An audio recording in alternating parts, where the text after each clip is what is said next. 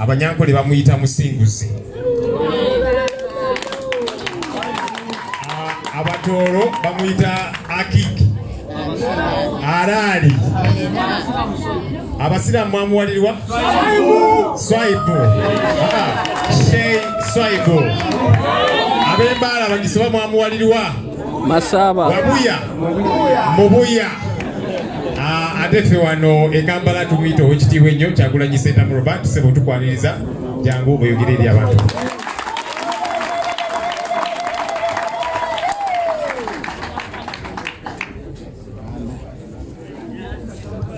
People power. Our power. People power. NUP. Everywhere.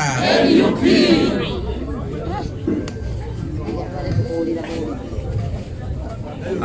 Baganda bange mwenna, bakulembeze bannange mwenna, balwanyi bannange mwenna, assalamu alaikum wa rahmatullahi wa barakatuh.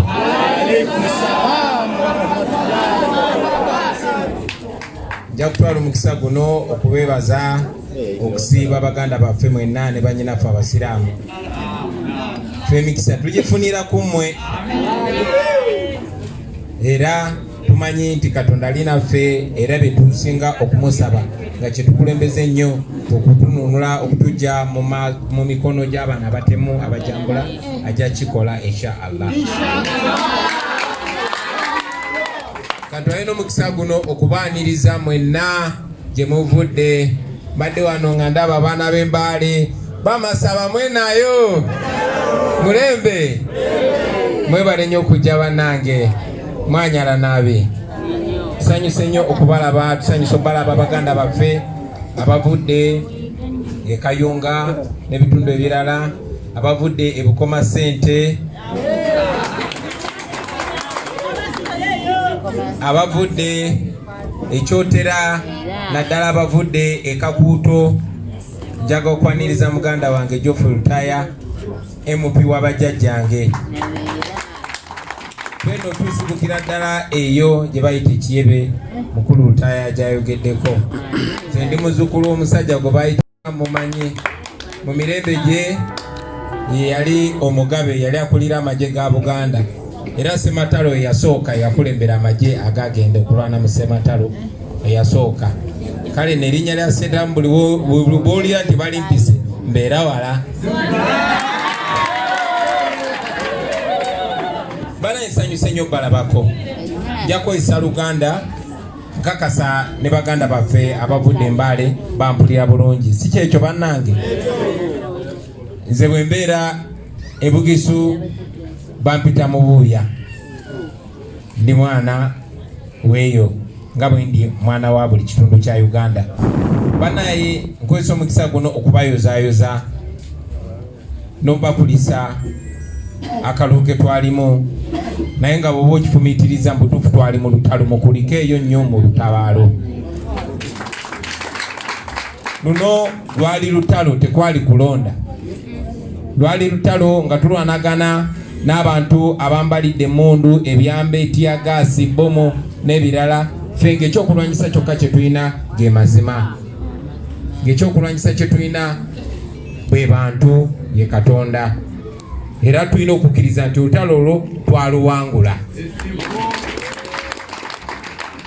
Twaluwangula kubanga ne kaakati abo balina emmundu ate bo be batutya mwana wattu. Twaluwangula kuba buli gy'oyita n'obuuza abantu baatulonda era ne kyeraga lwatu. Mukulike eyo nnyo, mukulikire eyo ddala. Njagala obayozaayoza abaasobola okulangirirwa, nkakasa nti bangi nnyo ku bakulembeze bannaffe be tuli wano nabo ne be tutali wano nabo leero bawangula. Okufaanana nga nze bangi tebaalangirirwa, naye ate era nja okwozaayoza mwe abaasobola okulangirirwa. Era nyongere okubategeeza nga ntandika butandisi nti tebinnagwa, tukyagenda maaso n'olutabaalo. Twagenda mu lutabaalo luno nga missoni yaffe yali yakujjako nakyemalira. Era twali tubategeeza baganda baffe nti okulonda kuno twakugendamu nga phase emu. ku lutalo olunene nnyo. Omuzungu agamba the many battles in a war. That was one battle. Many battles are coming. Mwolo olutabaalo lwe twalimu twali tugenze kwenunula nakwata buyinza bwa ggwanga lyaffe tulivuge nga tulitwala ffe bannannyini ggwanga gye tulowooza gye lirina okgenda. Twali tugenze kwata buyinza bwa gavumenti newankubadde tetunaba bukwata nga bwe twali twagala tubukwate, tukkiriziganye bassebo ne bannyabo naddala mmwe abakulembeze abalondebwa nti gavumenti twagikwatako ekibajjobajjo. Twali tunonye kyonna era kyonna kyetwagala kuba bagamba winner takes it all. Naye Abaganda bagamba nyabantono kati gavumenti twagikwatako ekibajjobajjo. Ebitundu ebisinga mu Uganda abantu batulonda newankubadde wangi batubba wangi gye twalangirirwa era ndi mu kwogera nammwe abasinga wano nga muli bakulembeze mu mitendera egy'enjawulo. Kati abaffe nyamantono bw'oba okayana eri mu nkwawa kiki ekiba kina okuddako naddala ku sayidi eyammwe abakulembeze abalondebwa. Mwogezi waffe akyogeddeko naye era n'abaseketeri abadde nga bakyogerako entakera nga batiisatiisa abantu mwe kale mwali mwagoba kyemalira naye mujja kwejjusa olw'okulonda abakulembeze ba NUP okwo nkutwalanga kusoomozebwa n'ate ne ngutwalanga omukisa. Wamwana tunze bwe nakulanga ekyasinganga okunkozesa ebintu eby'amaanyi kwe kunyoomebwa era njagana mu kitwale okuva leero nti gye bakoma obbanyooma mukole buli kye mukola nga mukola kukakasa abo betwawangula n'okukakasa abantu baffe abatulonda tebakola nsobi. So njagala ffenna buli omajjukize munne tulina duty to serve, tulina omulimu okuweereza abantu baffe mwegyo emitendera gye mukyalimu olunaku lwa leero. Njagala buli omu akijjukize munne ebyo ebifo bye mulimu mubirimu temporarire. Nzawo siwe mbalaba ebyo ebifo bye mulimu mubirimu temporarire. Nze bwe mbatunulira bwe twetunulira ffenna tulina kweraba nga gavumenti eri mu kweteekateeka okulembera eggwanga lino.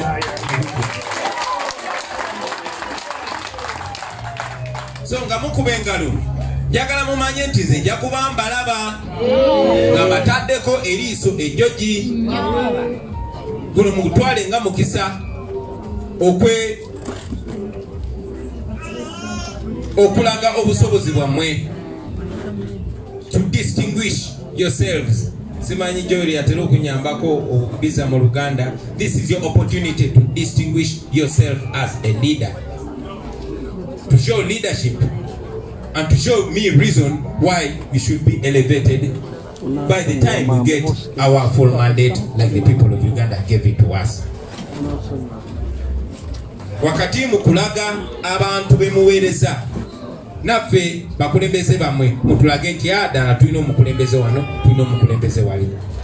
Kubanze bwe mbatunulira baminisita tebagenda kuva wala nnyo.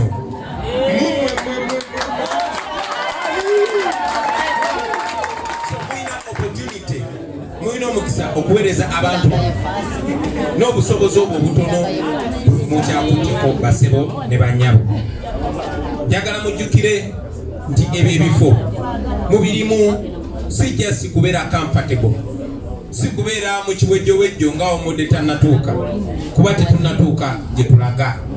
Ebyo ebifo abantu babataddemu mu bakomandinge mu bakulembere mu lutabaalo ate olunene olw'okumaamulako nakyemalira.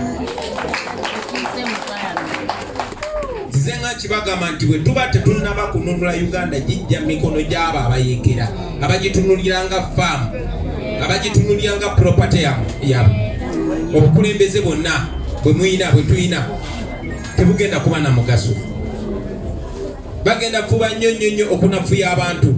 Ogezaako bategeeza ne bwe mulonda abantu abalala ffe bamukwata mundu ffe tuba tutya abafuga. So omulamwa omukulu gwa kununula ggwanga lyaffe obujjuvu basebo ne bannyabo. Ebintu ebyo nsaba mubikozese nnyo nga front ya struggle. Mubikozese nnyo okugusa ensonga ezinyiga abantu n'okusingira ddala okutema entoto okwemamula kwabo abatuwambye abatunyigiriza abatubbye okumala emyaka 35. Njagala buli omu abeere nga akyejjukiza basebo ne bannyabo tifa abakulembeze abalonde nga tuli wano ffe tuyinza okugamba nti tuli bongo oba mitima gya struggle eno naye emibiri gya struggle eno be bannaffe abo abatalina nawe beesimba eyasulawo bodaboda ye eyasulawo ennimiro ye eyasulawo omudaala gwa capati najja ayimirire naawe mukulembeze we kuba amanyi ojja mutuusa mu nsi ensuubize ojja mutuusa mu Uganda empya. Bangi ku abo bannaffe balizira kuma olunaku lwaleero. Bangi ku abo bannaffe babuzibwawo tewali amanyi gye bali. Abaafuna omukisa okuwona bakomezebwawo abalayiddwa abakyala bakwatibwa bangi babajjamu amaaso babajjamu amannyo babakulamu enjala babatulugunya byansuso bino byenjogerako bya ddala eyo gye muva naddala mu abeekyotera mumanyi nti bannaffe abamu bakomawo nga babatiisiza n'obubatiisa obutabaako kiboogera. Eyo embeera gye tulimu temulina kukyerabira ekyo baganda bange. Mwe abakulembeze muyinza okuba nga mwe emitwe gya struggle eno naye emibiri gya struggle eno bebo bannaffe paka olunaku lwaleero nga bakyali mu kunyigirizibwa. So buli wootula mu office, buli wooba nga oweereza, buli wooba ku mikolo nga bakuyise ng'owekitiibwa, buli wooba nga oli mu kugolola suuti yo genda kulayira, njagala olowooze ku baana abo, olowooze kuwa gye bali, omanye nti tebinnaba kuggwa paka ng'ekirooto kyabwe era nga wamu kyekirooto ky'Abannayuganda bonna bonna nga kituukiridde basebo ne bannyabo. Tuli mu bifo ebyo ffe abakulembeze abagenda n'okuba nga batusasulwa omusaala ku lw'abo baganda baffe tebinnaba kuggwa. Misioni yakujja dikiteeta mu ntebe gyatuddemu olunaku lwaleero era ekyo nga tekinaba kutuukirira tewali alina mirembe basebo ne bannyabo. Ekyo kikulu nnyo era njagadde ffenna ffenna buli omu akijjukize munne. Mu abo nno mulimu n'abakulembeze abalonde bakansalazi. Waliwo ne meeya gwe balonda ng'ali mukomera. Ne olunaku lwaleero baganda baffe nga James Mubiru, baganda baffe nga Kalyango, baganda baffe nga Serunkuuma n'abalala bangi balondebwa bali mukomera era bakyali kitalya. Buli kye tukola tukikole ku lw'omuntu wa bulijjo. Muyinza okuba abantu ba bulijjo bo temubalabe gye mutambulira ne mujjukire nti waliwo abakyali mu kusasula omuwendo ogusobozesa ffe okubeera wano we tuli olunaku lwaleero. Kanaffe buli lunaku olw'obuweereza bwaffe tuludedicating oba tuluweeyo ku lwabo ku lw'eddembe lyabo ne Bannayuganda bonna okutwaliza awamu. Temwerabira baganda bange titwawangula nkibagambye kyabwe muti abatutya nnyo okulaba nti Mwami Museveni ayonona ssente z'omwomusolo ne babuusa ennyonyi mu bbanga okwo kutya obwo butiitiizi naye ate erabire nti batiisatiisa bamubuuka dda. Kambabuuze ng'osubireyo ennyonyi enwanyi okusuula bomuwano mu bantu kyogamba ye Museveni tamanyi kyekitegeeza, kyogamba tamanyi kyatuuka ku mukwano gwe Gaddafi, tamanyi kyatuuka ku Bashiri, takimanyi kyatuuka ku Mubaraka ne bannakyemalira abalala. Kati lwaki mutya? So ekyo kibeere nga naffe tukyejjukirizaako. Tumanye nti ensi yaffe ekyali mu buwambe. Mikwano gyange bali mu kubinika baganda baffe emisolo enkya n'eggulu. Emisolo Museveni gy'akozesa atogezaako okulongoosa erinnya lye. Tumanyi nti asasula ba lobbyist basobole okumusiiga ekifaananyi ekirungi mu mawanga ago ge beewolako sente abaana bamwe n'abazzukulu ze bagenda okuba nga balina okusasula. Munakijjukira mikwano gyange tebimu ku bye tusinze okuwangula kwe kwoleka Museveni ne tumwambula n'asigala bute mu nsi yonna. Museveni kyabadde asinga ku badikiteeta bano abalala yali yepresentinga nga kye bayita benevolent dictator, ng'ayambala essuuti ye bulungi nnyo, n'afuna aboogezi b'oluzungu, n'asiba ettaayi, n'agenda mu mawanga ago agabadde gatukugirira ensimbi, ne yepresentinga nga democratic ng'omuntu gwe baalonda, era nabo n'abawuliisa. Yensonga lwaki America buli mwaka ebaddenga ewa Uganda sente ezikunuukiriza ebiseera ebisinga n'okuwera $1 billion. $1 billion zibamu $1 million 10. So ekyo tufunye omukisa Katonda nga yembezi waffe okusobola okwoleka Mwami Museveni eri buli muntu yonna mu nsi okumanya kiki ddala kyali. Era eyo ensonga baganda bange lwaki olunaku lwa leero Mwami Museveni takyalina kyagamba nsi yonna. No, takyalina kyagamba. Takyasobola kujja n'alimba abantu nti agenda kola kino agenda kola kiri, era bw'abatuukamu ayina kuleeta mboozi za kusosolagana mawanga. N'agamba NUP kibiina ky'Abaganda. Abaffe Abaganda be bembaale. Ndabye wano Comrade Ogutu Muganda. Lubongo ya Muganda. Wayiswa Mufumbiro Muganda. Kakati lwaki mubonaabona n'oyo musajja akaddi omubiri n'obwongo?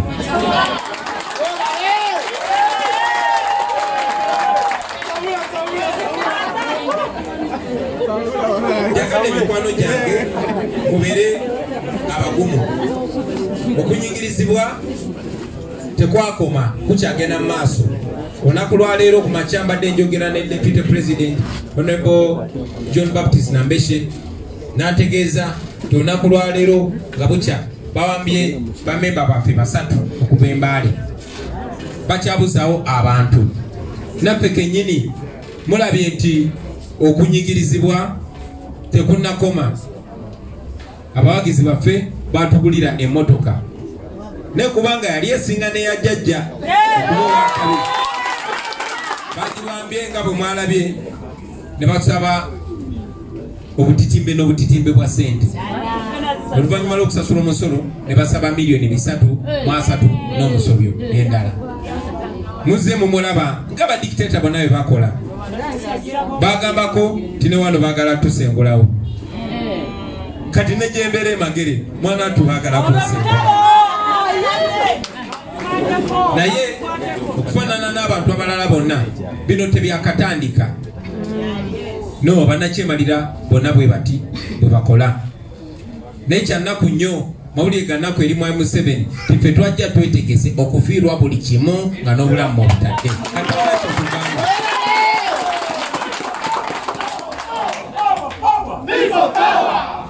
Njagala kumaliriza mikwano gyange nga mbawa obubaka obukyasinze okubeera obw'omugaso eri ffenna ffenna.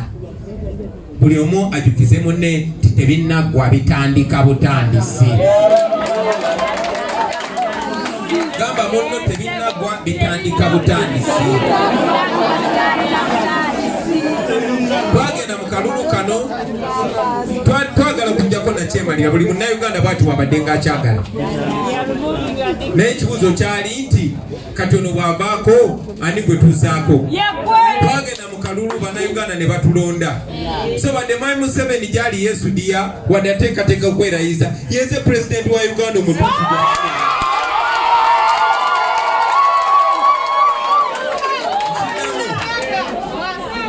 bannayuganda bwe bagenda okulonda yenze gwe baalonda okuba pulezidenti. Wadde waliwo okulonda okw'ekitalo, wadde nga bwe babadde batugamba nti Kayunga atwangula n'ebitundu 62, ebyo byali luvannyuma lwa kutubba, kubanga twandibadde oba oli awo mu 9.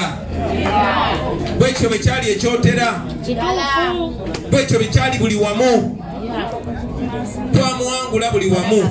Naye mu mbalirira yaffe wadde declaration forms esimu bazibuzaawo, wadde bawamba ba agenti baffe naye mu mbeera eyo yonna n'ebikolobero bye bakola ne vulugu yenayina era twabalirira nga tugendedde ne ku zaabwe ez'ekiyayi ze bakyusakyusiza ne tubalirira nga Museveni muwangudde n'ebitundu 54 n'obutundutundu 19 era mba muwangudde. Kale nno nziramu n'enkyogera with no fear of contradiction timwayi Museveni mu bye babba bye babuzaabuza nali muwangudde era newankubadde tetwasobola kubeera sure nti muwangulidde ku 9 oba 8 oba 7 kati ne mu bye babba bye bakyusakyusa era ne muwangula n'ebitundu 54 n'obutundutundu 19. kale no mwami Museveni si gwe pulezidenti omutuufu yenze.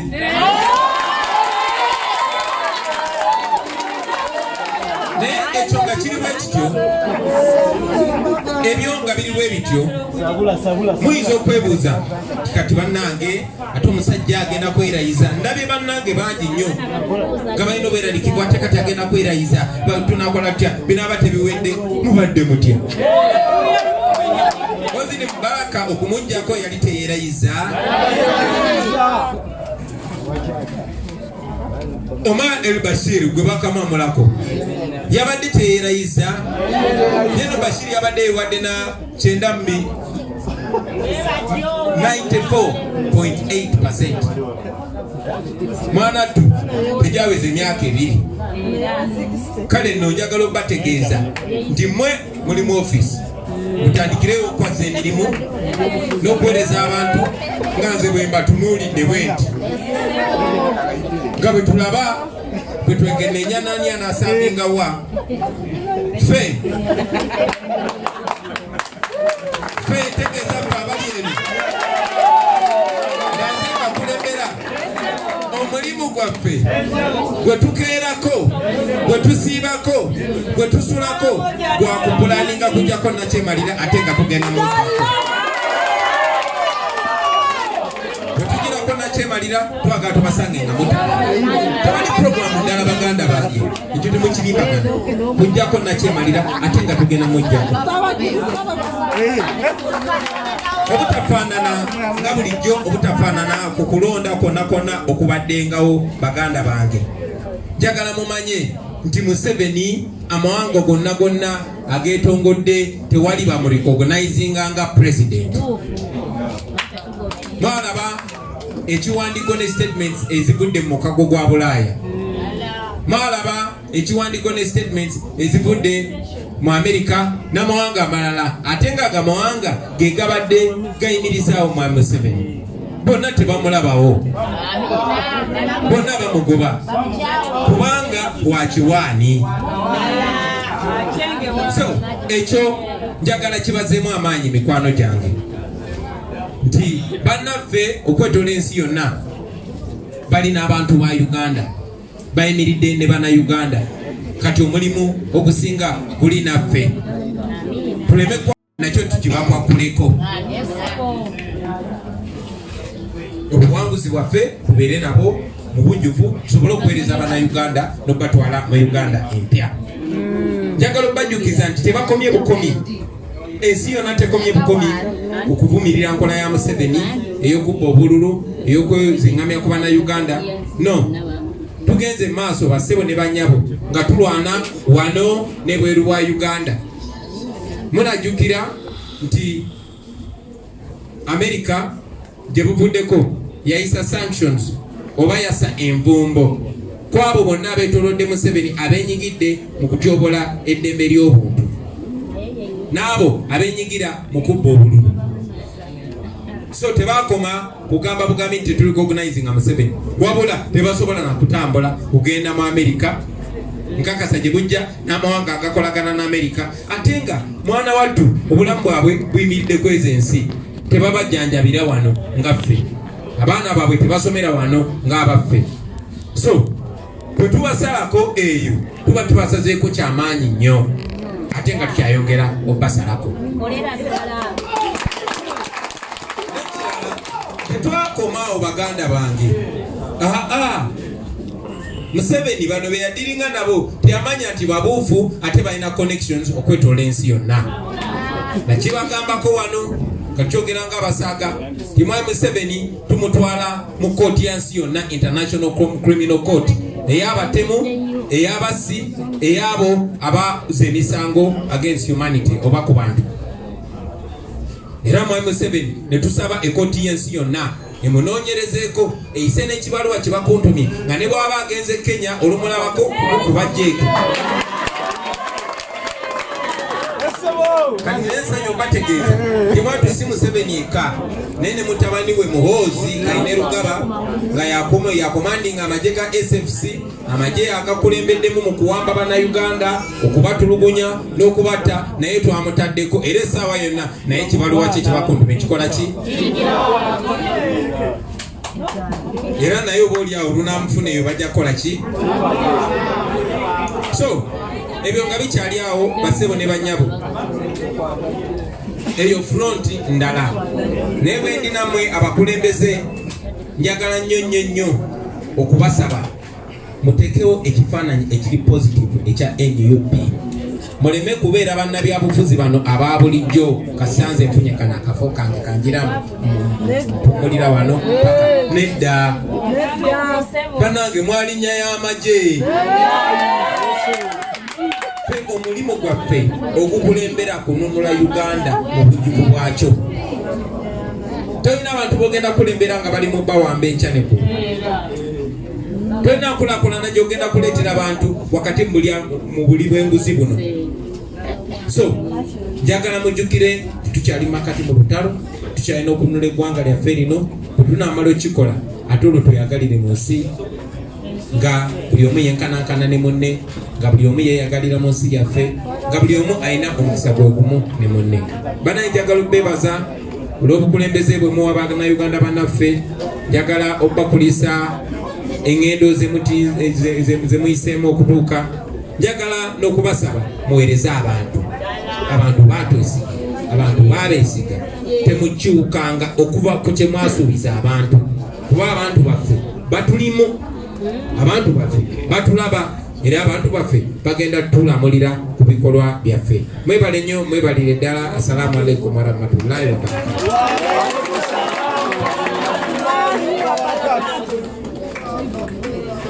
Olutalo nga luwedde tuliyambale ngule, tuliyambale ngule, tuliyambale ngule. Olutalo nga luwedde tuliyambale ngule, tulivimba mu Uganda empya.